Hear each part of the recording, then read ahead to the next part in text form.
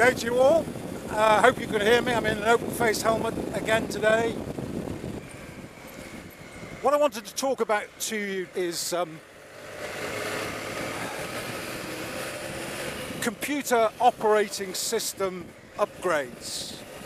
We're in the, we're just coming to the end of the upgrade season. Every September, Apple or Mac upgrade their OS X, and we recently had a Windows upgrade to Windows 10. Now, in both cases, on my main laptop, which is a Mac, MacBook Pro, mid-2012, which also runs a Windows VFM via a piece of software called Parallels. I've had encountered problems following an upgrade, the first instance to Windows 10 on the virtual machine, and then to El Capitan on the principal operating system. Now, having encountered the problems, there was a very simple solution to them, and that was to revert back to the pre-existing software. In the case of the Windows, revert back to Windows 7. In the case of El Capitan, revert back to Yosemite. And the reason that was easy is because in the case of a virtual machine, that just sits on the computer like a file. It's a big file, about 150 gigabytes. But all you have to do is simply copy that file to your desktop or wherever you've got the space for it, do the upgrade to the virtual machine. If you don't like the upgrade, you delete the new virtual machine file, in this case Windows 10. You copy and paste back the Windows 7 virtual machine file into the appropriate folder on your Mac. You reboot the Mac, reboot the virtual machine, and you're back where you were before you started. Excellent, no problem. Not quite as easy when you've upgraded a full OS actually on the hard drive of the machine itself. And so when I got to upgrading the Yosemite to El Capitan, I immediately discovered that it had erased all my email accounts, and it had erased CardDAV, CalDAV accounts and so forth. I went online to see what the problem was, and as far as the CardDAV was concerned, various people were reporting that as a problem, and various workarounds were suggested depending upon which web server you used and so on and so forth. But the really big problem was that the computer wouldn't restart or shut down. I had to use the power key on each and every occasion. Now, when I've had that problem in the past, I've simply gone into Disk Utility, checked or verified permissions, invariably found that there's been some corrupt permission in there, told Disk Utility to repair it, it repairs it, and off it goes. You can't do that under El Capitan because they've removed the disk permission verification and repair process. Apparently, so it's reported, because they thought it was too complicated for most users, or it was never used by most users. All right, what do I do about it? I took a full cloned copy of the drive immediately before the upgrade. So all I had to do was plug back in the drive on with the external drive on which the clone was resident, boot the machine up from the clone, instruct the cloning software to copy the clone back onto the hard drive. So in other words, I cloned the clone back onto the hard drive, and within a very short period of time, I was back up and running. So my tip, always, never mind, back up your files by all means, but before you do a major upgrade, clone the drive. Cloning's quite straightforward. There's a number of softwares out there that let you do it, software packages. The one I use is Carbon Copy Cloner. I've been using that for several years now without any problems whatsoever. Gets upgraded regularly so that it works with any updates to operating software like Windows and Mac.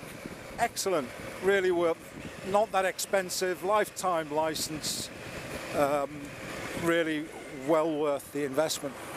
And one other tip I'll share with you around security. We're always being warned about the nature of our passwords, ensuring that they are reasonably unguessable,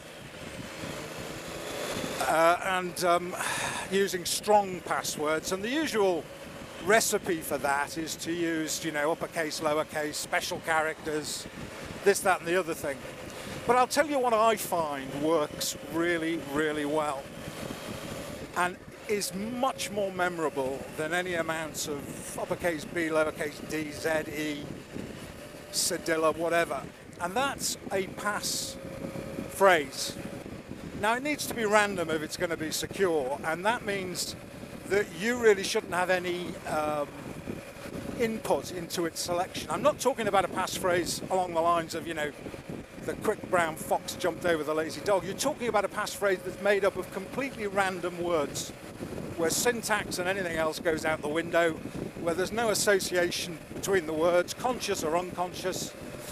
And the best way of achieving that is to use something called diceware, which is essentially just a list, and it's free, it's available on the internet, Google it, diceware. It's a list of words and eventually some, you know, special characters and so forth. The more words in the passphrase, the more secure.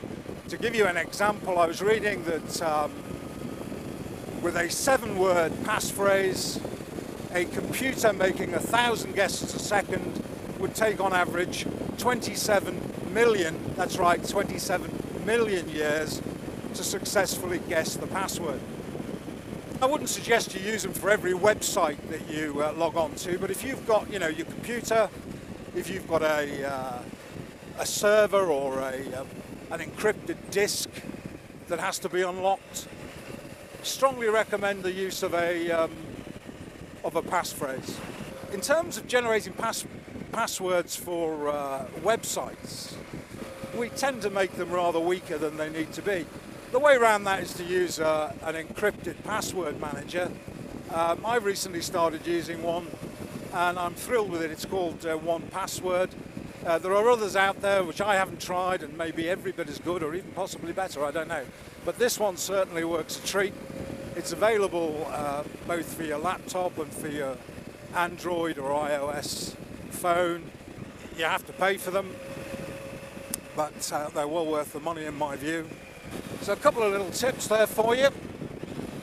Clone your drives before you upgrade. Use a passphrase, one that's at least 5 or 6, or even better if you're up to it, words long, and get yourself a decent password manager as well.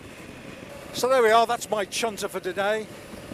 I'm not an IT person, by the way, so these are just my advice from one ordinary or relatively ordinary user to others. So for those of you who are IT experts, if you see any flaws in what I've just said, please put them in the comments box, because I want to hear about them. Otherwise, please forgive me for trespassing upon your preserves. Anyway, that's it for me today. If you've watched this far, I am most impressed and suitably grateful. Take care.